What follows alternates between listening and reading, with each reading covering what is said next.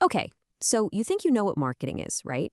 Well, I'm willing to bet that almost everything you've been told is just one little piece of a much, much bigger puzzle. Today, we're not talking about the pieces. We are talking about the entire system. When you hear the word marketing, you probably picture certain things, maybe certain departments in a company, but that's kind of like saying a car is just its tires. We're here to look at the whole engine. First thing that probably comes to mind, ads. Those big, splashy campaigns designed to get your attention. Or maybe you think of branding, that slick logo, a clever tagline, that specific feeling you get from a really powerful brand. And of course, pricing.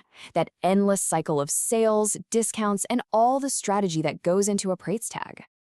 And look, if that's your list, you're not exactly wrong, but you're not quite right yet either. See, those aren't marketing. Those are tactics. We're here to talk about the strategy, the actual system that makes those tactics work in the first place.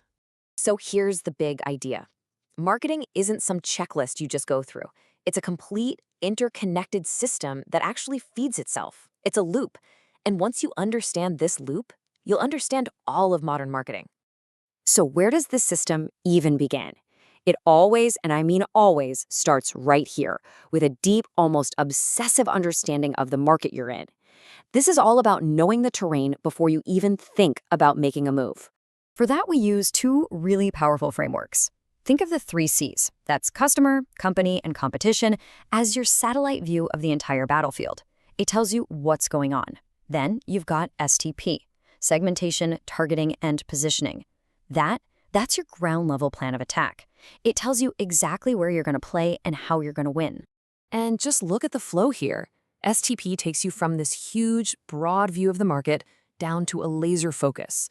First, you segment the whole market into these distinct groups of people with similar needs. Then, you target one or two of those groups that you know you can serve best. And finally, you position your brand by defining exactly why you're the different, better choice for them. And this visual is perfect because it shows that targeting isn't just about picking a group you like. No, it's a strategic hunt for that perfect overlap. You have to ask, is this segment actually attractive? Does serving them play to our company's unique strengths? And honestly, can we actually win against the competitors already there? You're searching for that strategic sweet spot.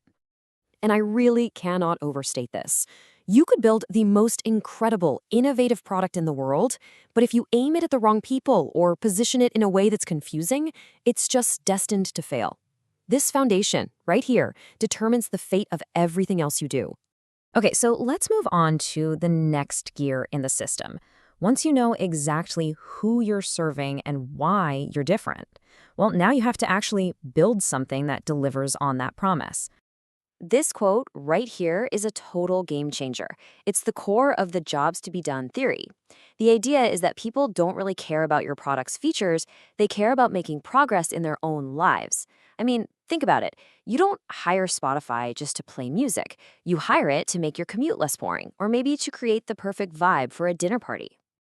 And this is the classic example that just makes it all click. Nobody wakes up in the morning thinking, you know what I want? I want to own a quarter-inch drill. No, they want a quarter-inch hole so they can hang a picture of their family.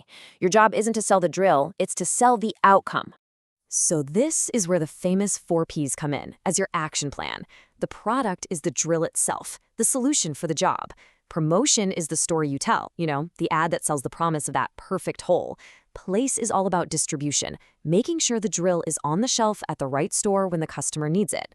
And price, well, that's how you capture your slice of the pie. The key is they all have to work together, perfectly. All right, so you've understood the market, you've built an amazing solution. But let's be real, a business isn't a hobby. Now we have to talk about the economics of the system, about capturing a piece of all that value you just created. This pricing thermometer is one of the most powerful ideas in all of business strategy. Way up at the top, you've got the customer's perceived value, the absolute max they'd ever pay. Down at the bottom, you have your costs. Your price has to live somewhere in that zone. The gap between the price and their perceived value, that's their reason to buy. And the gap between the price and your cost, well, that's your profit. Pricing is really just the art of splitting that value. And if you ever doubt just how important pricing is, just look at this number. Researchers looked at thousands of companies and found that a tiny 1% improvement in price led, on average, to an 11.1% jump in operating profit. That is insane leverage. It's more powerful than cutting costs, more powerful than selling more units. But great marketing doesn't just stop after one sale. It plays the long game. And this is where customer lifetime value, or CLV, changes everything. It completely reframes customers from just one-off transactions into long-term financial assets.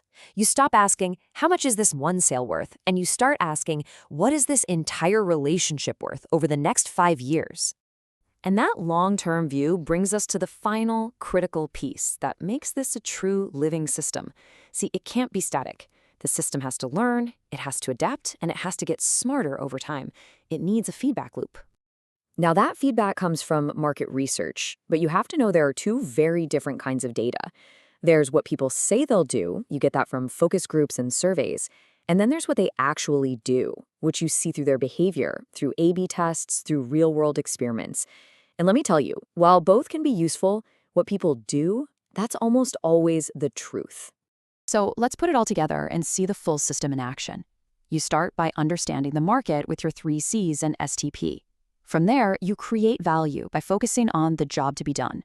You deliver that value through smart promotion and placement. You capture your share with strategic pricing. You sustain it all by focusing on customer lifetime value.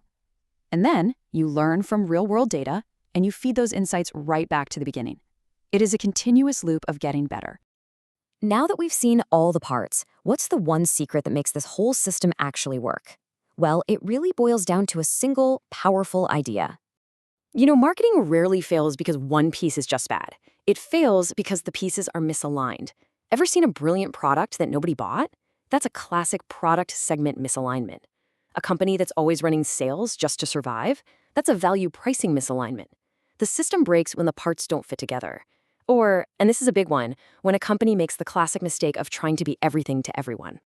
So the big takeaway here isn't that you need the biggest budget or the flashiest ads. And it is definitely not about trying to appeal to the widest possible audience. Honestly, that's just a recipe for being mediocre.